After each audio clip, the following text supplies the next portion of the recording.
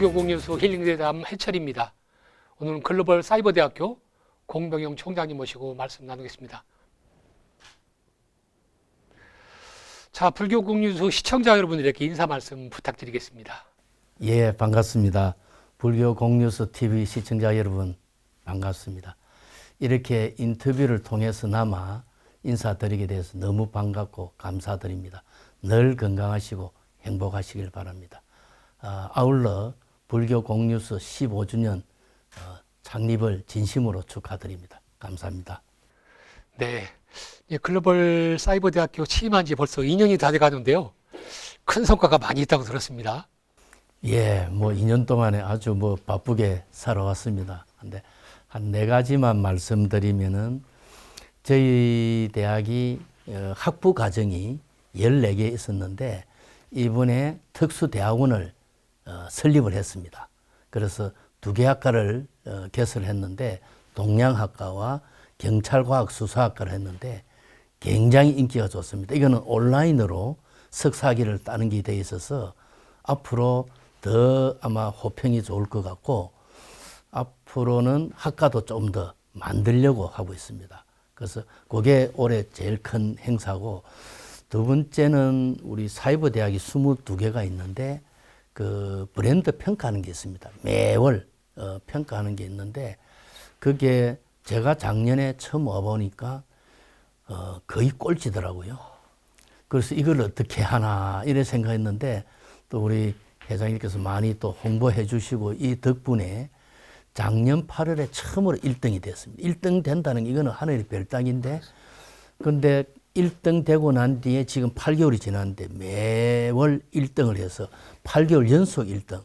아마 사이버 역사상 아마 최초인 것 같습니다. 그래서 브랜드 평가 이 지수가 많이 올랐는데 그게 걸맞게 학교를 조금 더 내실하도록 그래 하고 또 하나는 우리 대학 이름이 글로벌 사이버 글로벌이지 않습니까? 그리고 저 BTS 또 모교 대학이다 보니까 외국에서 저희들이 콜이 많이 옵니다. 뉴질랜드, 일본, 몽골, 라오스, 저 멀리 엘살바도르까지 그 접촉에 와서 지금 저희들이 국제 교류를 지금 하고 있는데 특히 일본의 교토 예술대학 이거는 우리로 하면은 아마 연고대 수준 될 정도로 예술대학원에서 굉장히 명문 대학인데 제 작년에 이사장님 직접 저를 찾아왔고 저도 방문하고 해서 한 2년간의 실무 협의를 거쳐서 지금 학점 교류를 하고 있습니다. 그래서 이 모델이 앞으로 전 세계적으로 나갈 때 굉장히 좋은 모델이 될 것 같거든요. 그래서 이 모델을 좀 더 확산할 수 있도록 그리하고 또 하나는 사이버 대학은 사실 정부 지원이 거의 없습니다. 거의 유일하다시피 하는 핵심 지원 사업이 있는데 작년에 거기 저희들이 선정이 돼서 소외계층 원격 교육 지원 혁신 사업인데 지금 그 사업을 하면서 소외계층을 어떻게 원격적으로 온라인 쪽으로 지원할 거냐 또 우리 원격 교육 시스템을 한 단계 더 고양시킬 거냐 하는 쪽에서 저희들이 노력을 하고 있습니다. 그래서 크게 4가지 측면이 성과라 볼 수 있겠습니다. 작년 9월에 원대협 회장으로 취임하셨습니다. 최대 현안인 원대협법의 제22대 국회 통과 가능성도 있는 건가요? 가능성이 있어야죠. 그래서 사실은 원대협 법이라는 거는 사이버대학 협의체가 있지 않습니까? 거기에 대한 법적 기구화를 하는 겁니다. 그런데 이미 지금 2001년도에 이 설립이 되어 있는데 법적 기구화가 안 돼 있습니다. 근데 고등교육법에 보면은 2조의 학교의 종류가 있습니다. 그게 일반 대학이 있고 전문 대학이 있고 사이버 대학이 이런 식으로 나열되어 있거든요. 그리고 10조에 보면은 이런 대학들은 학교 협의체를 둘 수 있다. 이렇게 되어 있습니다. 법적 근거가. 그 법적 근거에 의해서 대학교육협의회는 1984년도에 대기업을 만들었고 그 다음에 1995년도에 전문대 협의회를 만들었습니다. 그럼에도 불구하고 원격 대학은 아직 20년이 지났는데도 아직 법적 기구가 협의체가 없습니다. 저는 이제 협의회장이라 하는 거는 비공식적인 거지 법적 기구로 되어 있는 건 아닙니다. 근데 법적 기구로 안 돼 있다 보니까 뭐 법적으로, 행정적으로, 재정적으로 여러 가지 차별이 있거든요. 그리고 지금 AI 시대지 않습니까? 그래서 이거는 법적인 사항이기 때문에 당연히 해줘야 될 거를. 그 다음에 AI 시대는 어찌 보면 선도적으로 나가야 되는데 오히려 발목을 잡는.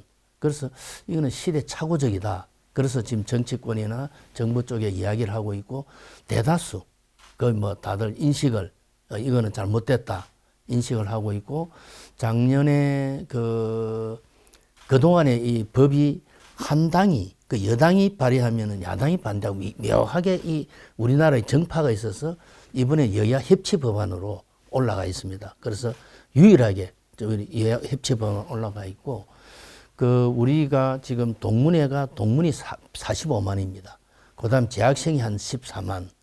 그 다음에 뭐 관련 가족들 한 100만 정도가 원대 가족입니다. 그게 이 관심사기 때문에 작년에 동문회 위주로 서명운동을, 10만 서명운동을 벌려서 그것도 지금 국회에 제출을 했고, 총장단도 서명운동을 해서 서명서를 제출했고, 그 다음에 국회 세미나도 대단히 크게 해서 지금은 이에 대한 공감대가 다 형성되어 있습니다. 다만 지금 대선 전국이다 이러다 보니까 조금 시일이 걸리는데 제가 볼 때는 한 8월 내로 통과되지 않겠나. 그래서 지금 뭐 지금 각 우리 대통령 후보자들이 AI를 지금 가장 큰 이슈로 삼고 있지 않습니까? AI의 가장 선두주자가 될 사이버 대학이 이제는 뛰어야죠. 그래서 국가를 어쩌보면은 큰 기여를 할 수 있는 기회가 저는 원대법에 있다 이렇게 생각하고 8월 말까지는 통과시키도록 하겠습니다. 네, 꼭 되기를 응원하겠습니다. 글로벌 사이버 대학교는 사이버 대학에서는 유일하게 방송 연예학과가 또 개설되어 있지 않습니까? 세계적 그룹인 또 BTS 멤버 7명 중에 6명이 다닌 학교로도 유명합니다. 이렇게 BTS 모교대학이 된 이유는 또 어디 있는지요?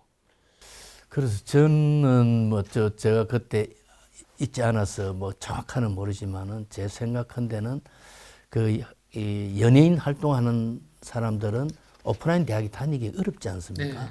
어쨌든 간에 또 공부는 해야 되고 그래서 아마 사이버 대학 쪽으로 아마 눈을 돌린 것 같고 그 중에서도 또 연예 활동하고 이러면 또 너무 재능만 뛰어나다 보면 인성이 또 조금 무너질 수가 있거든요. 그래서 아마 그쪽 라인에서 인성도 강조하는 대학을 찾다 보니까 우리 대학을 온 것 같고 우리 대학의 근학 이념이 홍익인간이지 않습니까? 네. 그리고 인성을 가장 중시를 하거든요. 그래서 아마 그런 인연으로 온 것 같고 제일 먼저 2013년도에 슈가가 먼저 들어왔고 그다음에 점진적으로 RM 그다음에 그다음에 지민 또 전국 이런 식으로 나이가 다 있거든요.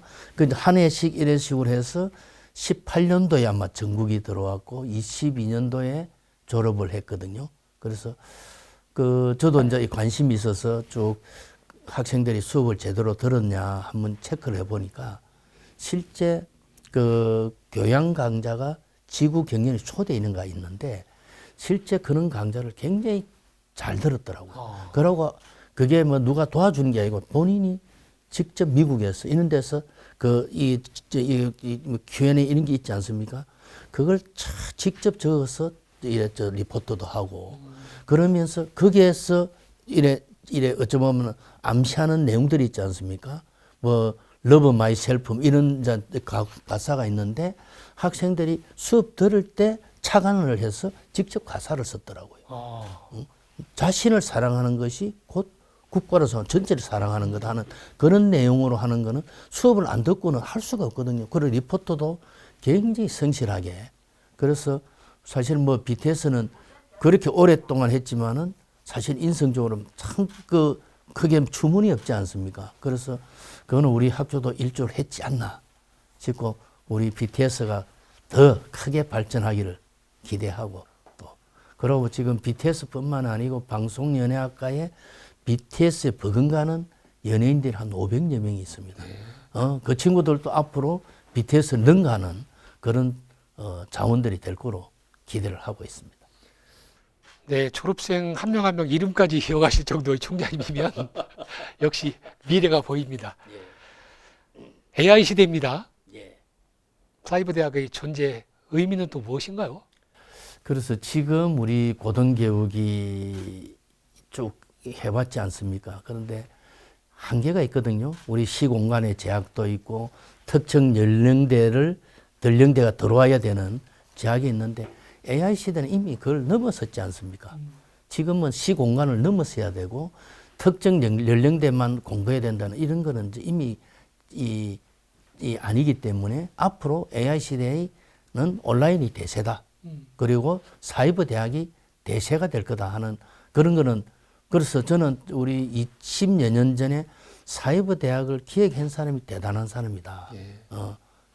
그런 생각이 들고 지금 우리 성인 학습자들이 많지 않습니까? 그리고 그 재직 중에 있는 사람들 그리고 또 장애인들의 실제 우리 오프라인 못 다니는 사람들이 많거든요. 또 뭐 인생 2모작, 3모작을 해야 될 사람들 이런 사람들은 사이버 공간에서 얼마든지 언제 어디서나 원하는 공부를 가장 저렴한 가격으로 가장 고품질의 강좌를 들을 수 있지 않습니까? 그래서 한 단계 더 업그레이드 할 수 있는 기회가 여기에 있거든요. 그래서 저는 앞으로 사이버 대학의 미래는 무궁무진하다. 그리고 저는 그 지금 우리 한류 열풍이 불지 않습니까? 그리고 한국어에 대한 외국의 인식이 굉장히 올라갑니다. 영국에서도 한국 하면은 깜짝 놀랄 정도로. 그리고 AI 시대에는 한국어가 가장 맞는 언어라고 또 이야기하지 않습니까? 그래서 한류 열풍과 한국어와 K 컨텐츠를 가지고 해외로 나가면은 좀 전에는 제가 한국에 내에서만 얘기했는데 외국에는 무궁무진한 자원이 지금 널려 있습니다.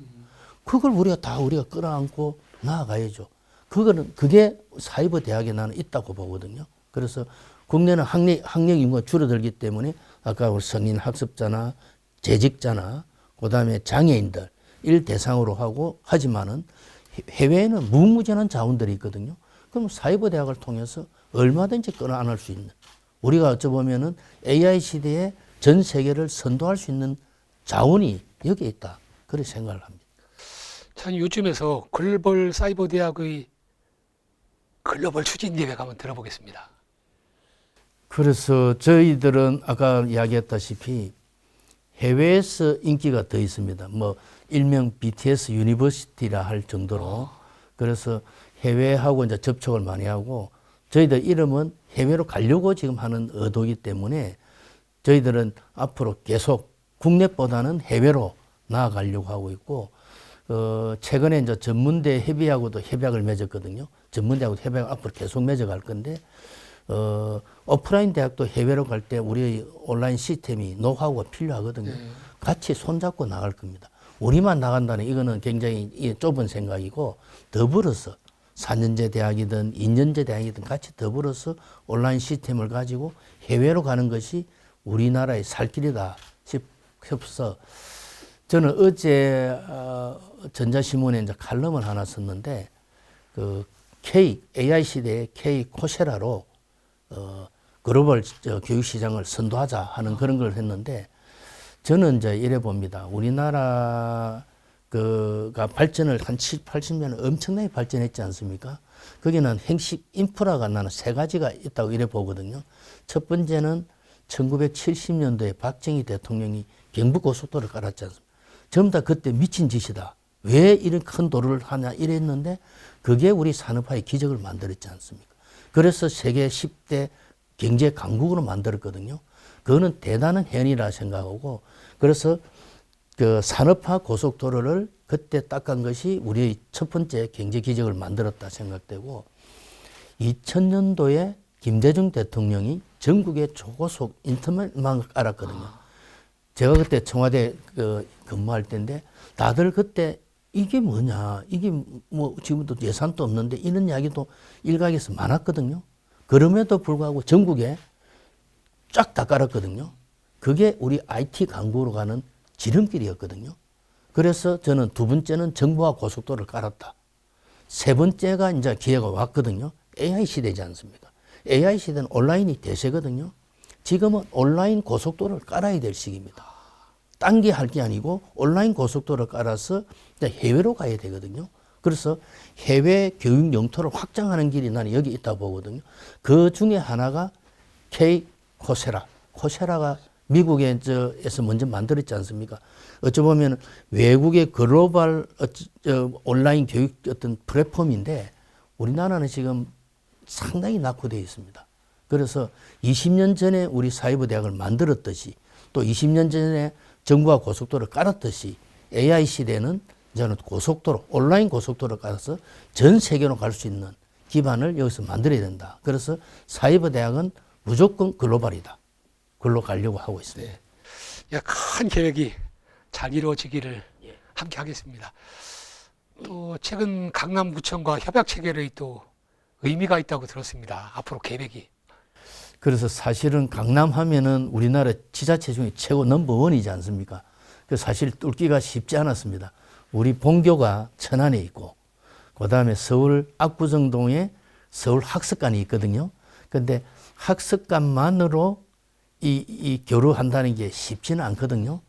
근데 강남구청을 제가 쭉 두드려 보니까 이 뭐라 할까, 이 외형은 하드웨어적으로는 굉장히 예산도 많고, 그런데 실제 안으로 들어가 보면 소프트웨어로 보면은 내용이 너무 부실한 거예요. 그래서 청장을 만나서 자, 이렇게 대단한 지자체인데 해외에 알릴 게 뭐가 있냐. 응? 뭔가 스토리텔링에 대해서 해외에서 관광객이 오면은 뭐 보여줄 게가 있고 뭐가 그림이 있어야 되는데 없지 않냐. 그럼 BTS 로드를 만들든지 둘레길에 K-팝 뭐 스타 로드를 만들든지 하면은 해외에서 와서 2박 3일 놀면서 아미들이 있지 않습니까? 아미들이 와서 여기도 예를 들어서 우리 대학이 압구정 있지 않습니까? 그러면 대학에 와서 보면서 아, 우리 BTS가 공부했던 곳이구나. 거기에서 우리 이래 걸어가면서 아, 우리 여기는 어떤 거리고 여기는 뭐 K-팝 스타가 누가 있고 예를 들어서 또 둘레길을 만들면 그러면은 우리 국내 관광객도 많지만은 해외 관광객이 와서 갈 데가 어디 있냐 솔직하게 깨놓고 그래서 강남을 관광 1번지로 만들보자. 그걸 우리가 도와주겠다. 하니까 좋습니다. 같이 한번 해봅시다. 이래서 이번에 협약을 맺었고 아마 가시적인 성과들이 있을 겁니다. 둘레길 만드는 것부터 그런 건 좀 이제 그런 컨셉을 스토리텔링을 해서 하려고 하고 있고 저는 이제 이래 봅니다. 그 우리나라 최고의 지자체와 협약을 먼저 맺었고 그 모델을 가지고 앞으로 그 강남하고 유사한 잘 나가는 지자체가 있지 않습니까? 그럼 거기에 맞게끔 그런 식으로 한번 협약을 맺도록 하고 또 굉장히 낙후된 지역이 있잖아요. 뭐 옥천이든 계산이든 그 낙후된 또 지자체도 있지 않습니까? 그런 경우에 온라인으로 우리 대학이 뭘 해줄 건지 뭐 저는 이제 더 확대하면 원대협이라는 게 큰 22개의 사이버 대학이 있지 않습니까? 이런 자원을 가지고 낙후된 지역에 낙후된 또 소외된 계층에 우리 대학들이 어떤 역할을 할 수 있을까? 그래서 그거를 점차적으로 이번 모델을 토대로 해서 하나는 좋은 지자체, 조금 낙후된 지자체를 좀 차별화하면서 확대해 가려고 하고 있습니다. 네. 뭐 계획이 아직도 계속 무궁무진합니다. 인생의 좌절과 도전, 구전 10기로 배운 삶의 지혜가 궁금해지는데요. 저는 뭐 사실은 부끄러운 과거지만은 사실 뭐 고시를 한 10년 했습니다. 했는데 뭐 떨어지고 또 떨어지고 또 떨어지고 뭐 이랬는데 뭐 또 뭐 사연도 안 많겠습니까? 우여곡절도 많고 너무 힘들다 보니 뭐 한때는 뭐 해수욕장 근처에서 그 죽으려고 한 적도 있고 뭐 이랬는데 그때는 저는 이제 이래 생각합니다. 내 인생에 왜 이렇게 일이 안 풀리냐? 나는 왜 이렇게 저주를 받았냐? 저는 이제 이래 생각해요. 조물주가 희롱한다. 저는 그 10년간 막 온갖 상황을 거치면서 이거는 분명히 조물주가 희롱하는 거고 내를 완전히 나락으로 떨어뜨리는 거다. 이래만 생각하고 불평불만만 많았거든요. 근데 또 어느 순간부터 그게 아니구나. 근데 내한테 시련을 주고 고통을 주는 거는 좀 더 단련을 시키고 더 크게 발전하는 그런 것이 있겠구나 하는 생각이 들면서 이제 한 걸음 한 걸음 왔는데 지금 생각하면 고맙죠. 저도 공직생활 33년 했는데 공직생활하면서도 사실 뭐 어려움이 많았지 않겠습니까? 그런데 그때 10년간 힘든 과정 겪은 것이 보약을 맺혀 묵은 것 같아요. 내공이 단단해져서 공직생활에서 어떤 흔듦 이런 것들을 버티낼 수 있는 이 내공이 생긴, 지혜가 생긴 것 같고 이래서 저는 그때 그 10년간 공부한 것이 저한테는 엄청난 인생의 자산이고 그 실패를 통해서 더 나아갈 수 있는 저한테 지혜를 준 것 같고 그 뒤에 저는 석사도 10년 하고 박사도 10년 했거든요. 끊임없는 전쟁과 도전을 할 수 있는 힘을 그때 준 것 같고 지금 또 제가 여러 힘든 상황이 많지만 긍정적으로 힘차게 가는 거는 그때의 고난이 저를 더 단단하게 단련시켰다 해서 행복하게 보약을 먹은 걸로 알고 열심히 살고 있습니다. 감사합니다. 나만의 또 호흡과 명상 이야기를 이제 들어보려고 하는데요. 숨 쉬는 방법만 바꿔도 인생이 달라진다고 이야기하셨습니다. 그래서 우리 회장님은 저를 워낙 제 체력이나 다 미천을 다 알고 계시기 때문에 제가 옥천에 있을 때마다 체력이 많이 부실했지 않습니까? 근데 좀 나이도 이제 좀 더 들어가고 근데 또 사회 또 활동을 많이 하다 보면 또 자든 또 사회생활 이런 것 때문에 체력이 더 저하되지 않습니까? 근데 저는 여기에 와서 한 2년 정도 되는데 외부 자리를 많이 줄였습니다. 술자리도 많이 줄이고 그게 저는 사회 활동을 열심히 한다고 생각했는데 이 인생이 너무 분주해지더라고요. 이 초점을 안 잡히고 막 옆으로만 외형만 넓히는 그래서 그것보다는 내부로 돌아와야 되겠다 해서 사실은 한 2년간은 굉장히 옷에 대외 활동보다는 내부 활동, 학교 활동하고 내부 활동 위주로 하면서 이제 그러면서 호흡을 하기 시작했는데 우선 호흡을 하니까 마음이 안정이 오더라고요. 저는 수시로 이제 차를 타고 갈 때도 호흡을 하고 집에서나 일날 때나 잘 때나 또 어떤 시간 날 때마다 이제 호흡을 하는데 새벽에도 호흡을 하고 이제 출근하거든요. 근데 그게 삶의 중심을 잡아주는 것 같더라고요. 그리고 호흡을 좀 더 길게 하면 할수록 어찌 보면은 이 내공이 단단해지는 그런 느낌이 들고 명자가 우리 명상할 때 명자가 어두울 명자지 않습니까? 상자는 생각할 상자거든요. 어두운 곳에서 생각하는 게 명상이다 이라거든요. 그게 이제 어쩌보면은 어두운 곳에서 생각을 하면서 좀 더 밝은 곳으로 오는 게 저는 명상이라고 했고 호흡이라는 건 뭔가 호흡을 들숨날숨 하면서 우리 5만 개의 생각이 왔다리 갔다리 하지 않습니까? 근데 호흡을 하는 순간에 딱 여기에 집중이 되거든요. 생각을 멈추게 하는 게 나는 명상이고 호흡이다. 그래서 저는 자나깨나 호흡을 하면서 이게 삶의 핵심이 지혜가 여기에 있구나 하면서 다시 제 인생을 되돌아보면서 바깥에서 이제 내 중심으로 내면으로 도는 그게 저 호흡을 통해서 하고 있어서 좀 더 이 공부를 우리 회장님에 비할 바는 아니지만은 좀 더 공부를 더 해볼 생각으로 있습니다. 이제 명상 이야기까지 들었습니다. 최근 40여 년 만에 턱걸이를 또 재개하셨다고 들었습니다. 저는 이제 우리 그때는 체력장이 있었지 않습니까? 그렇게 턱걸이 안 할 수 없었는데 이제 대학 들어간 이후에 사실 턱걸이 할 새가 어디 있어요? 술 마시기 바쁘고 대외 활동하기 바쁘다 보니까 턱걸이라는 거는 완전히 손을 놨거든요. 근데 우연찮게 턱걸이를 좀 하라는 또 권유도 있고 제가 또 국제 브레인 생활 스포츠 협회 회장을 맡고 있습니다. 그걸 직함을 맡다 보니까 그게 턱걸이를 부터해서 이제 이런 여러 가지가 있지 않습니까?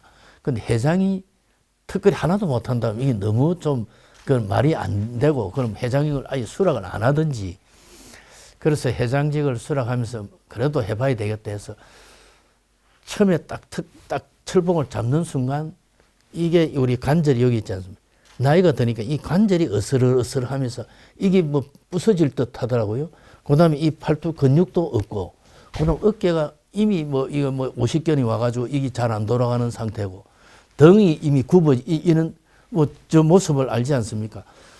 허리 안 좋죠. 이게 기계는 뭐 총체적인 부실인 거예요. 딱 잡아 보니까 그게 처음에 1초를 못 버티겠더라고요. 그래서 우선 한 10초 정도 있는 걸 한번 해봤죠. 그리고 차 타고 다닐 때 근력 운동 하는 걸 계속 하면서 매일 철봉을 잡아봤거든요. 철봉을 잡아보니 조금씩 이제 시간이 지연되고 안 올라가는 게 조금씩 이제 움직이더라고요. 그러면서 그럼 어깨를 다칠 수는 없지 않습니까? 어깨 훌터리 하고 계속 하면서 한 달 정도 하니까 한 개가 되더라고요.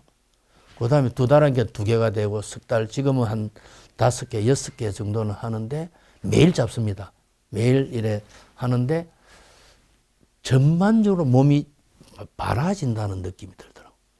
이 몸이 이제 이 근육이 이 어슬어슬하는 근육이 튼튼해지고 이 팔뚝 근육이 정상적으로 이 생기고 그다음 어깨가 아팠던 어깨가 완전히 풀리고 등이 후유지는 게 이게 딱 펴지더라고요. 그다음에 허리 쪽에 늘 아팠는데 허리가 딱 이게 잡고 있어 쭉 늘어지지 않습니까? 이게 딱 바라지면서 몸이 발라지는 거는 당연한 건데 정신도 발라지더라고요. 오셔는 제가 옥천에 있을 때보다 굉장히 마음이 맑습니다. 오셔는 그러면서 내 중심에서 전체를 보는 시각을 가지고 있거든요. 그래서 옛날에는 내 이득, 뭐 내 것만 막 생각하고 내가 잘 돼야 되고 뭐 이런 걸 많이 했는데 단순한 턱걸이인데 단순한 턱걸이를 통해서 내 몸이 정상적으로 발라지면서 마음이 발라지더라고요. 그래서 야 이거는 우리 국민 전체 이건 돈 안 드는 거지 않습니까? 국민 전체가 이 턱걸이 운동을 하면서 우리 정신이 옷에 섞고 있지 않습니까? 정신도 바르게 하고 마음도 몸도 바르게 하는 게 난 턱걸이 있다. 그래서 앞으로 턱걸이 전도사가 되려고 하고 있습니다. 턱걸이 대사님이 되셨습니다 이미. K 스피릿과 우리의 자세는 또 무엇입니까? 지난달에 3.1절이 있었지 않습니까? 3.1절 행사하면서 그때 이 정말 열악한 상황에서 나라도 없는 상황에서 신분, 계급, 나이, 성별 다 떠나서 모두가 하나가 됐지 않습니까? 그래서 그때 유관순 열사도 나오고 대단한 전 세계에 우리의 독립정신을 알렸는데 지금 와서 생각을 해볼 때 3.1 운동정신을 제대로 이어가고 있느냐. 그는 참 말하기가 어렵거든요. 그래서 지금 저는 이제 역사적으로 보면 고전선 시대는 홍익인간 정신으로 대단한 강력을 이루었지 않습니까? 그 다음에 고구려 때는 이제 신라시대는 제일 작은 신라가 하랑도 정신으로 삼국을 통일했지 않습니까? 조선시대는 선비 정신으로 도덕을 강조하고 선비 정신을 강조하면서 상당히 나라를 잘 했지 않습니까? 그런데 후반기 들어서면서 내분하고 당쟁으로 결국 나라가 멸망으로 갔지 않습니까?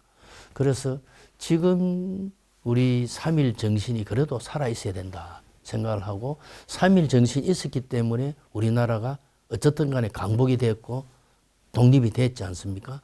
그러고 그때는 아무것도 없었지만은 우리 이승만 대통령의 건국 정신, 그 다음에 박정희 대통령의 새마을 정신으로 우리 경제 10대 강국이 됐지 않습니까?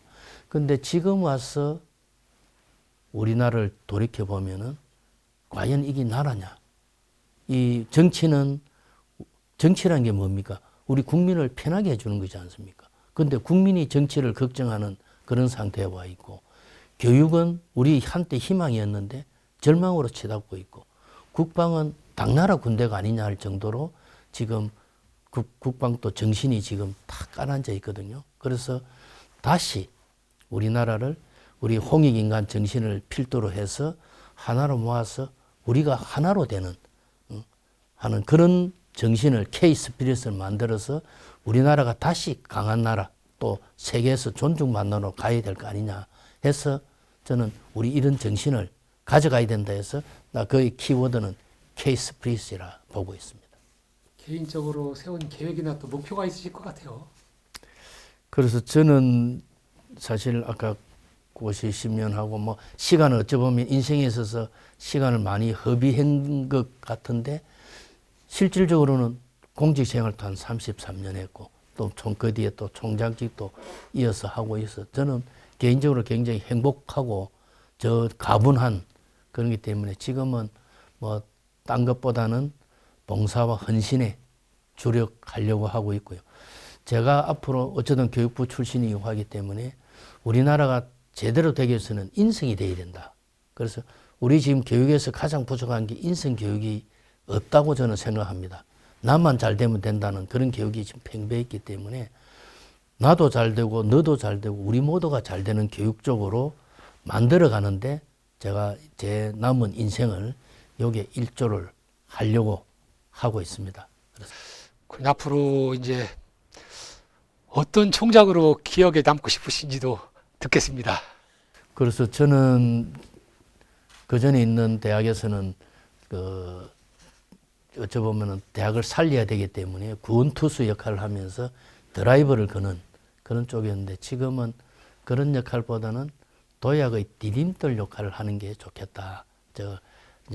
제가 앞장서서 막 이끌어가고 기억을 하고 혁신하는 것보다는 다 같이 더불어 잘 될 수 있도록 옆에서 코칭하고 이끌어주고 겸손한 리더십, 경청과 소통하는 그런 쪽으로 가는 것이 좋겠다 해서 그런 쪽으로 많이 바꾸려고 제 스타일은 막 드라이브 걸고 싶은 스타일이 있는데 그것보다는 더불어가는 경청과 소통의 리더십을 가지고 다 같이 잘 되는 그래서 다 누구든지 우리 직원들도 스스럼없이 제 옆에 와서 형님 뭐 아우처럼 동생처럼 이래 갈 수 있도록 그래 하도록 하고 마지막으로 마지막으로 한 말씀 해야죠. 우리 불교 공유수 우리 해철 회장님이 아주 잘 이끌고 계신데 나는 이런 시스템이 더 좀 전국적으로 온라인 시대이기 AI 시대이기 때문에 더 또 확장될 수 있을 것 같거든요. 또 다들 또 열성적으로 하고 하기 때문에 우리 시청자 여러분께서 더 우리 불교 공유수를 사랑해주고 아껴주시고 더 키워주시면 좋겠습니다. 불교 공유수 힐링대담 오늘은 글로벌 사이버대학교 공병용 총장님 모시고 말씀 나눴습니다. 감사합니다. 감사합니다.